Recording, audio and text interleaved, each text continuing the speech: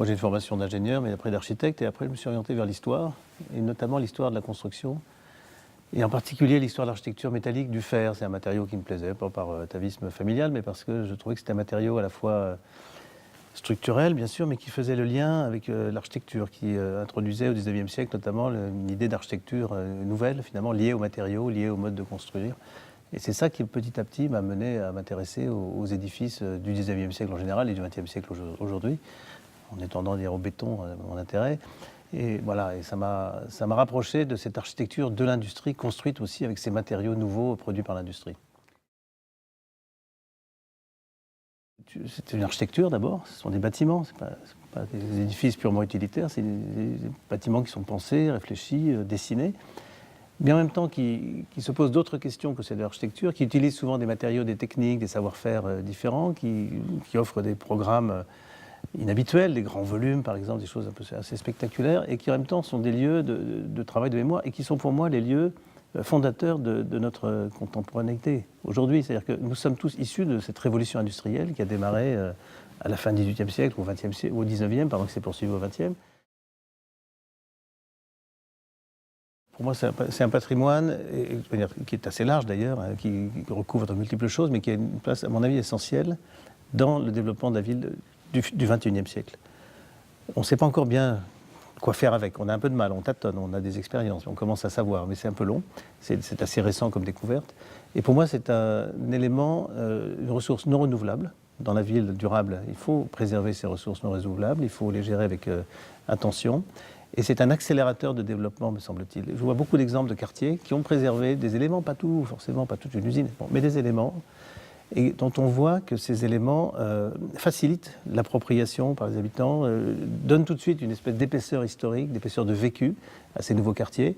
Pour moi, ce sont des outils formidables pour le développement urbain, qui ne sont pas encore considérés à leur juste valeur. On a des exemples très récents, les terrains de Renault, Seine-Rive-Gauche, etc. Bon, on a du mal, on tâtonne, mais petit à petit on progresse, et je crois qu'on va arriver à comprendre que cette ressource patrimoniale, mais patrimoniale vivante, se transforme, se reconvertit. D'ailleurs, on n'est pas dans le patrimoine des églises, on n'est pas figé, mais voilà, on peut l'utiliser beaucoup mieux, on peut la considérer mieux, cette valeur, et on peut l'utiliser pour du développement urbain contemporain, pas seulement dans une optique de préservation, je dirais, de muséification. Je préside donc cette association qui est une grosse association, il y a 300 membres, le SILAC qui publie une revue 2 fois par an, un site internet qui fait des voyages, des congrès, qui est assez active. Pour moi c'est très important cet engagement parce que je crois que ce mouvement associatif, qui n'est pas seulement cette association mais qui est très décentralisé, il y en a partout des associations qui s'intéressent à ça, a été à la pointe de cette découverte, de cette mise en valeur, de ce militantisme au fond pour faire reconnaître la qualité, la valeur de ce patrimoine, le faire connaître aussi, le diffuser, le travailler dessus, etc. Et aujourd'hui, on peut penser qu'on remplit même cette association, mais d'autres aussi, une sorte de mission de service public. On voit que l'État ne peut pas tout faire, les collectivités territoriales n'ont pas toujours la conscience appropriée par rapport à ces patrimoines. Donc je pense que le travail associatif là, a été non seulement pionnier, mais reste encore aujourd'hui en pointe pour je dirais, aiguillonner et en tous les cas faire passer un certain nombre de messages au niveau des pouvoirs publics, des acteurs de l'aménagement, avec peut-être une réactivité, une souplesse que n'auront pas d'autres institutions, avec peut-être aussi une faiblesse de moyens qu'on peut déplorer. Mais enfin, bon, c'est le quotidien de toutes les associations. Il y a un difficile équilibre à trouver entre ce qu'il faut préserver, ce qui est essentiel, ce qui fait partie vraiment de la substance même, en quelque sorte, du bâtiment ou du lieu, et puis quelle est sa capacité d'évolution, de mutation, même si on se rend compte qu'en fait, elle existe même pour du patrimoine très figé, ou qui a évolué d'ailleurs dans le temps. Les églises, on sait aujourd'hui qu'elles ont été modifiées, agrandies au fil des siècles, et ce qu'on préserve aujourd'hui, c'est au fond un héritage de plusieurs siècles de transformation. Et ce qu'on voit, c'est qu'il y a beaucoup de bons projets architecturaux aujourd'hui qui s'inscrivent dans des bâtiments existants. Et ce n'est pas une contrainte. C'est une contrainte, si, parce que l'architecture s'appuie sur des contraintes, d'une certaine manière. Comme disait Michaud, je m'appuie sur les coups que l'on me porte, mais en même temps, ce n'est pas une difficulté au-delà de la prise en compte, bien sûr, d'un certain nombre d'exigences, etc. Mais on voit que ça stimule, que ça crée des bâtiments intéressants, très contemporains. Je pense par exemple au musée de la Dentelle à Calais. Regardez une partie en briques, etc., la structure, les poteaux en fonte. Et puis il y a une extension nouvelle, une espèce de tôle perforée, très comme une dentelle, justement une voilette qui vient.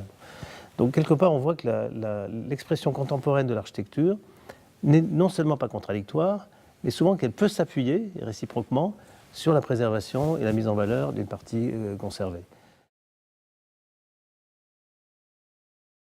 C'est-à-dire que ce qu'on constate aujourd'hui, c'est qu'on vit une époque de désindustrialisation forte. Aujourd'hui, l'industrie, c'est 12% d'activité, 15% maximum.